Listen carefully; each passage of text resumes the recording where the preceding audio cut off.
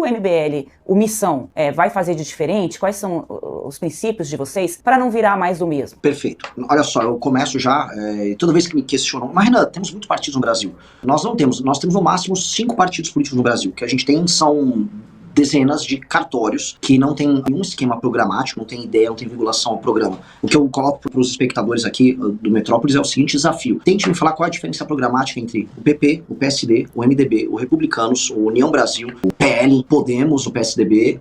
Não existe diferença programática nenhuma. Todos eles são mais ou menos a mesma coisa e os partidos são apenas cartórios em que projetos políticos locais se inserem, obtêm uma autorização e fazem basicamente o mesmo jogo, que é participar das eleições, compram o voto na base social, base popular, usam esse voto comprado para chegar numa posição, obtêm emendas de deputados federais, desviam um pedaço de emenda, esse dinheiro desviado é usado para financiar a campanha e a roda fica girando. São complexos, é um maquinário político de centrão. Este aí é o grande problema político brasileiro e toda vez que falam em reforma política não citam isso, que é o maquinário da compra de voto da política brasileira. Quem toca esse maquinário? Não é o Nicolas e tampouco é a Erika Hilton, nem o Kim Kataguiri, que são políticos que têm voto de opinião. Quem toca isso são esses nomes que as pessoas se esquecem, que são os nomes do centrão que dominam de fato a política brasileira. São essas centenas de Hugos Motas espalhados pelo Brasil, de Artures Liras, essas figuras que não têm posição para nada e que na prática se valem de um eleitor muito ignorante. Só para te falar, Andressa, nós podemos disponibilizar isso inclusive para você. Nós fizemos um estudo, existe uma correlação direta entre DH baixo e voto no centrão. Portanto, quanto mais pobre, quanto mais analfabeta, quanto pior forem as condições sociais de uma população, mais a chance dessa população votar no candidato do centrão. Em geral, o cara de direita fala, vai votar no... Ou esquerda fala, não, ele vai ignorante votar no direita. Não, as pessoas mais humildes vão votar no candidato centrão. E por quê? Porque o centrão, vamos ser honestos, compra voto. Compra voto é compra de voto ao longo do próprio mandato. O vereador fica dando sapato pro eleitor, dá caixa d'água pro eleitor, dá saco de cimento. Quem tem essa base de vendedores de voto e compradores de voto são esses caras do centrão. Isso não é política, isso não é partido. Pra mim, esses caras tinham que ser fechados, esses caras são criminosos. Eu tô falando real, é um bando de criminoso que administra esses partidos políticos no Brasil, tá? Esses caras mantêm o Brasil na mais absoluta pobreza e eles falam, não, o jogo político é assim, assado. A Missão vem a ser um partido com programa. Quem tem programa no Brasil? Eu odeio o PT, mas o PT tem um programa, ele é um partido da esquerda. Eu odeio o PSOL, mas ele tem um programa, ele é um partido de esquerda. Eu posso falar, qualquer coisa da Rede Sustentabilidade, que nem existe um partido na prática, mas eles têm um programa. Talvez o Novo tenha um programa para além de puxar o saco do Bolsonaro, né? Ele já teve um programa liberal. Nós temos um programa muito claro, tá no nosso estatuto, nenhum político nosso não pode seguir nosso programa. Nós temos uma linha muito clara, se a pessoa não gostar da linha política nossa, não entra no partido. A gente não tá querendo fazer amigos, a gente tá querendo construir companheiros de batalha, que é muito diferente de fazer amigos e ficar trazendo, traga um político genérico pra cá, não queremos políticos genéricos, e isso é ser partido político. Partido político então você é parte. Já explica pra gente qual é a missão do Missão, qual é o alinhamento do Missão, pra quem desejar entrar no partido. Alguns pontos muito claros. Primeira coisa, nós queremos fazer uma guerra, um combate ao crime organizado.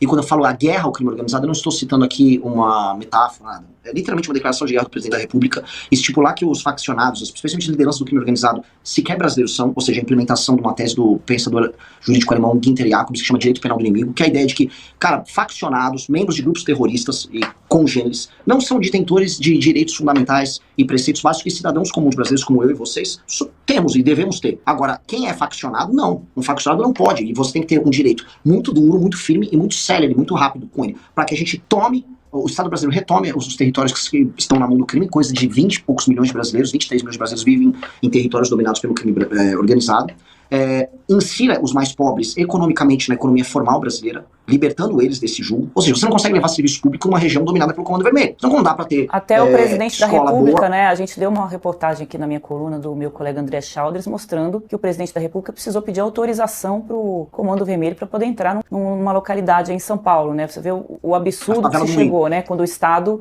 reconhece, né, que ele não manda mais naquele lugar e se o presidente da República precisa pedir autorização, chegaram a esse ponto, imagine o cidadão que mora ali, né? Exatamente. E assim, isso aconteceu na favela do Moinho, aqui em São Paulo.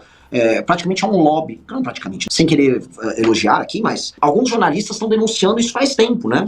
Que é um lobby muito claro com ONGs e com instituições que já estão atuando no poder legislativo e no poder executivo para cuidar dos interesses carcerários dessas facções. Então, o nível de infiltração, eu gosto de falar assim, existe a infiltração horizontal, que é a territorial. Você olha o mapa de maneira... Agora existe infiltração vertical. E qual é a infiltração vertical? É nas instituições. Comando Vermelho entre instituições no Rio de Janeiro já. Agora o PCC, todo mundo sabe que tem promotor que tem relações estranhas com o PCC. Você tem políticos com relações estranhas com o PCC. O PCC tá tentando infiltrar juízes para prestar concurso. O PCC tem nomes, eu vou colocar aqui, né, enfim, sou eu falando, né, naturalmente o programa que não se responsabiliza. Todo mundo sabe que o PCC tem uma estranha relação com o Porto de Santos. Então, essas coisas acontecem aqui e esses caras têm que ser extirpados da vida, do convívio brasileiro. E o termo tem que ser extirpado, ou presos, ou mortos em conflito, como tem que fazer com qualquer organização que é terrorista. Segunda coisa, ele prendeu, matou, é nesse contexto, Renan? É nesse contexto. Prendeu, matou, é a ideia de que sim, você só vai combater faccionado ou prendendo, ou, se ele resolver revidar, levando a óbito. Não existe outra forma de enfrentar um grupo terrorista ou uma facção criminosa. Porque essa ética que eles possuem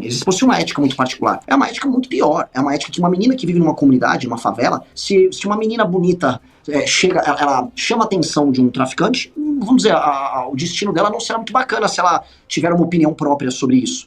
As pessoas que vivem sob o jugo deles, se não pagarem o serviço que eles agora estão oferecendo de gás, de internet, o destino de um comerciante não será muito bacana. Qualquer um que não submete a eles não tem um destino muito bacana. Não há democracia, não há Estado de Direito nas áreas comandadas pelo crime organizado. Então esses caras têm que ser destituídos das posições deles numa guerra. E numa guerra ou você prende ou você mata. A ideia de que eu vou reabilitar um comandante do Comando Vermelho ou um membro, um contador do PCC será reabilitado. É uma ficção que foi criada, é uma ficção que tem na cabeça dos brasileiros. E essa ficção tem que ser retirada, a ficção que fica lá, Instituto Igarapé com a Ilona Zabó, Fórum Nacional de Segurança Pública, apareceu uma atriz da Globo e falou, viva Rio. Isso é papo furado, a gente tá acreditando nesse papo furado há 30 anos e os caras estão ocupando o nosso território. Mas isso é só uma faceta. A missão da missão, além disso, como eu falei pra vocês do Ciro Nogueira, como eu falei do Centrão, é mudar o sistema de incentivos que faz com que a política brasileira seja apenas um instrumento de roubo.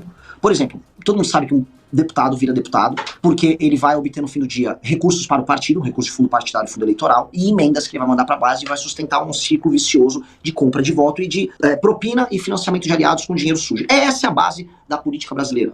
90% da política brasileira acontece nesses termos. Isso é sabido, todo mundo sabe disso, especialmente nos interiores. Nós temos que mudar o sistema de incentivos. O sistema de incentivos tem que mudar. Um prefeito, ele não pode chegar lá sem nenhum indicador, sem uma meta de saneamento básico, de educação, de segurança, e aí ele vai para uma reeleição. Não dá para um prefeito ir para uma eleição sem ter cumprido uma meta básica e o partido dele ser premiado com um fundo partidário eleitoral porque esse prefeito depois apoiou um deputado. Um prefeito que não cumpre meta, ele tem que ter os direitos políticos dele cassado. E na forma de incentivo nós temos que fazer com que os melhores prefeitos do Brasil, aí sim, um prefeito que trouxe indicadores objetivos de resultado para o município, ele gera recursos para o fundo partidário do partido, ou ele está, vamos dizer, autorizado a receber emendas, ou que seja, temos que alterar o sistema de incentivo da política brasileira, senão a gente vai ter uma desigualdade regional bizarra, né? Os piores gestores públicos estão nos lugares com os piores DHs, mantendo as pessoas mais pobres, e a gente não altera isso. E aí, paralelamente, esses estados mais pobres elegem senadores, que é desproporcional pela lógica federativa do Senado, deputados que também são desproporcionais porque a divisão é errada, e aí o Brasil produtivo fica na mão de um Brasil improdutivo e corrupto, que é o Brasil do Ciro Nogueira. E ainda querem falar pra gente que a gente tem que apoiar o projeto do Tarcísio, tem o Ciro Nogueira, porque o Ciro Nogueira vai mudar o Brasil com alguma coisa. Ele vai mudar o bolso dele. Desculpa, entre o Tarcísio e o Lula, qual é a melhor... A melhor opção é a opção do Partido Missão. Eu não vou pensar mais como uma mentalidade de... Não estou te dando essa opção de dar um caminho, de tucanar, Tarcísio e Lula. Só tem os dois.